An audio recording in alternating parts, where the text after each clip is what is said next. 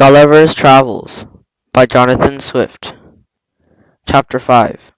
The author, at his master's commands, informs him of the state of England, the causes of war amongst the princes of Europe. The author begins to explain the English Constitution.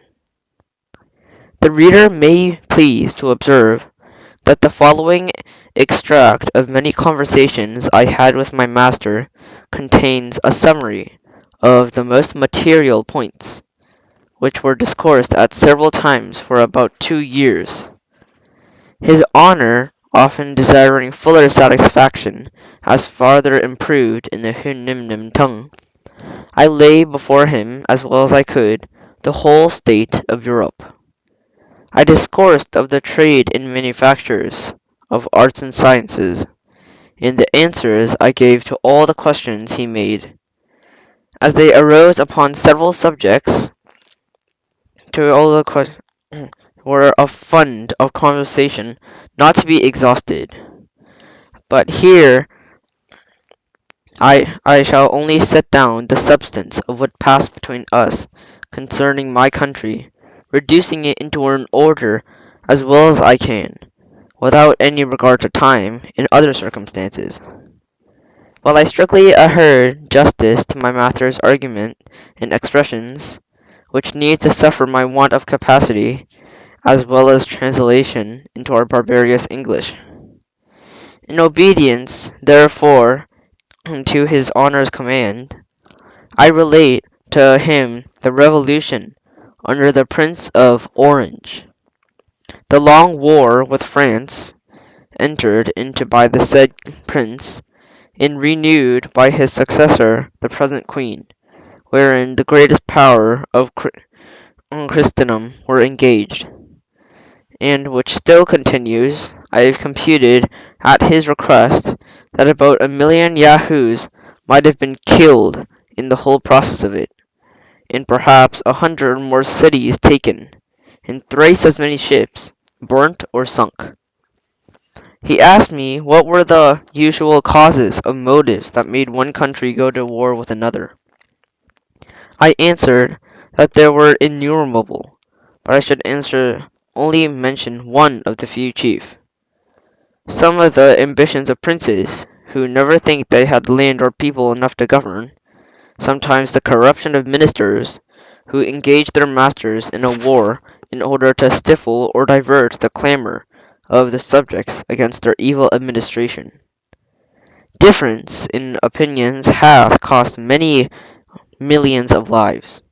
For instance, whether flesh be bread, or bread be flesh; whether the just juice of a certain berry be blood or wine; whether whistling be a vice or a virtue; whether it would be better to kiss a post than throw it into the fire; what is the best colour for a coat, whether black, white, red, and grey; and whether it should be long or short, narrow or wide, dirty or clean; with many more. There are never any wars so furious and bloody, or so long continuance, as those occasioned by differences in opinions, especially if it be in things indifferent. Sometimes the quarrel between two princes is to decide which of them shall dispose a third of his dominions, where neither of them pretend any rights. Sometimes one prince quarrelleth with another, for fear the other should quarrel with him. Sometimes a war is entered upon, because the enemy is too strong, and sometimes he is too weak. Sometimes our neighbours want the things that we have, or we have things which we want, and we both fight till they take ours and give us theirs. It is a very justifiable cause of war to invade a country after the people have been wasted by famine, destroyed by pestilence, or embroiled by factions among themselves. It is justifiable to enter into a war against our nearest ally, which is one of his towns lies convenient for us, or a territory of land that should render our dominions round and complete. If a prince sends forces into a nation where the people are poor and ignorant, he may lawfully put half of them to death and make slaves of the rest. In order to civilize and reduce them from their barbarous ways of living, it is very kingly, honorable, and frequent practice when one prince desires the assistance of another to secure him against an invasion, that the assistant, when he hath driven out by the invader, should seize on the dominions himself, and kill, imprison, or banish the prince he came to relieve. Alliance by blood or marriage is a frequent cause of war between princes. The nearer the kindred is, the greater is their disposition to quarrel. Poor nations are hungry and rich nations are proud, and their pride and hunger will ever be at variance. For these reasons, the trade of a soldier is held the most honorable of all others, because a soldier is a Yahoo hired to kill in cold blood as many of his own species, who have never offended him, as possible as he can. There is a likewise in kind of beggarly princes in Europe not able to make war by themselves, who hire out their troops to richer nations, so much for a day to each man, of which they keep 3/4 to themselves. And it is best part of their maintenance that those in Germany and other northern parts of Europe. What you have told me, said my master, upon the subject of war, does indeed discover most admirably the effect of that reason you pretend to. However, it is happy that the shame is greater than the danger, in that nature hath left you utterly incapable of doing much mischief. For your mouths lying flat with your faces, you can hardly bite each other to any purpose, unless by consent. Then, as to claws upon your feet and behind, they are so short and tender that one of our Yahoos would have driven a dozen of yours before him. They're recounting the numbers of those who have been killed by the battle. I cannot but think that you have said the thing which is not. I could not forbear shaking my head and smiling a bit at his ignorance. Being no stranger to the art of war, I gave him the description of cannons, culverins, muskets, carabines, pistols, bullets, powder, swords, bayonets, battles, sieges, retreats, attacks, undermines, countermines, bombardments, sea fights, ships sunk with 1,000 men, and 20,000 killed on each side, dying groans, limbs flying into the air, smoke, noise, confusion, trampling to death under horses' feet, flight, pursuit, victory, fields strewn with carcasses left for food to dogs, and wolves and birds of prey, plundering, stripping, ravishing, burning, and destroying. And then to set forth the valour of my own dear countrymen, I assured him that I'd seen them blow up 100 enemies at once in a siege, and as many in a ship that beheld the dead bodies come down in a piece of the cloud, to great diversion of the spectators. I was going on to more particulars, when my master commanded me silence. He said, whoever understood the nature of Yahoos might easily believe it possible for so vile an animal to be capable of every action I had named, if their strength and cunning equalled their malice. But my discourse had increased his abhorrence to my whole species, so he found it gave to him a disturbance to his mind, to which he was a wholly stranger before.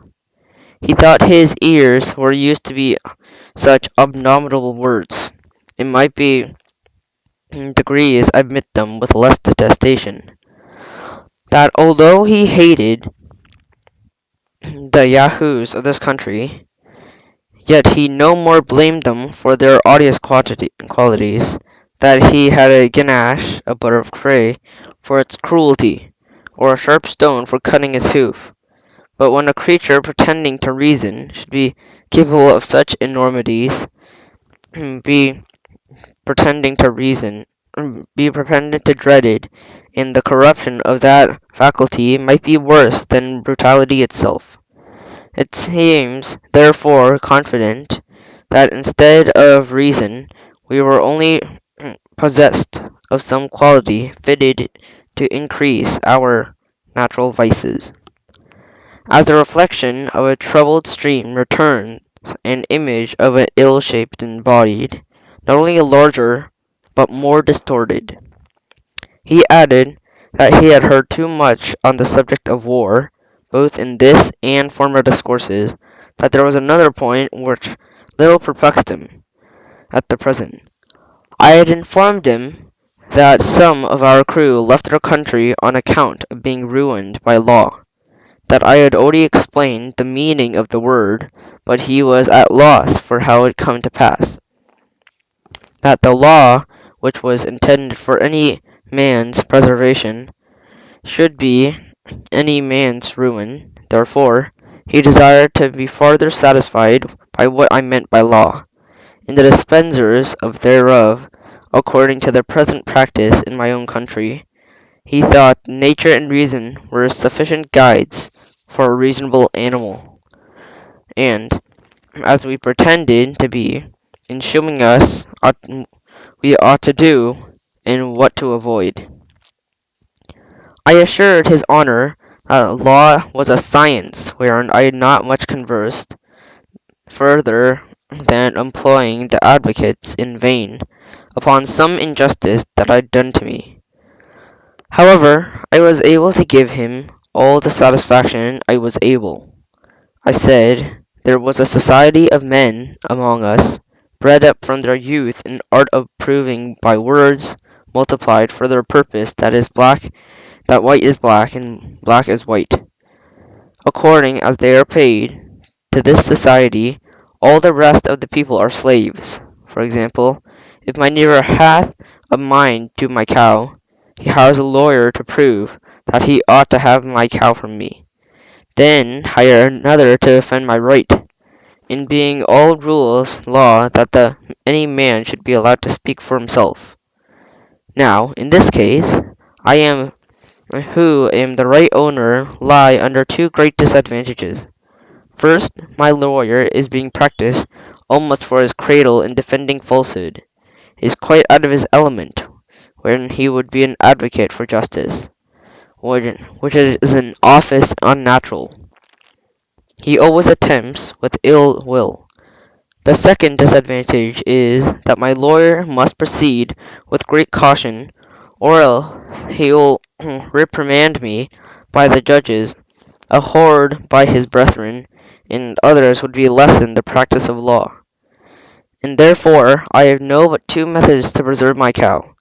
The first is to gain over my adversary's lawyer with a double fee, who will then betray his client by insinuating that he hath justice on his side.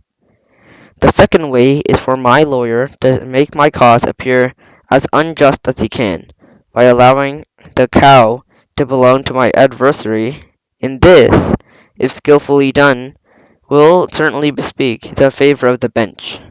Now, your honour is to know that these judges are persons appointed to decide all controversies of property as well for the trials of criminals, and picked out by the most dexterous lawyers who are grown old, or lazy, and have bypassed their lives against truth and equity, and are under such a fatal necessity of favouring fraud, perjury, and oppression, that I had known several of them to refuse large bribe of the side where justice lay, rather than injure the faculty by doing anything unbecoming their nature or their office.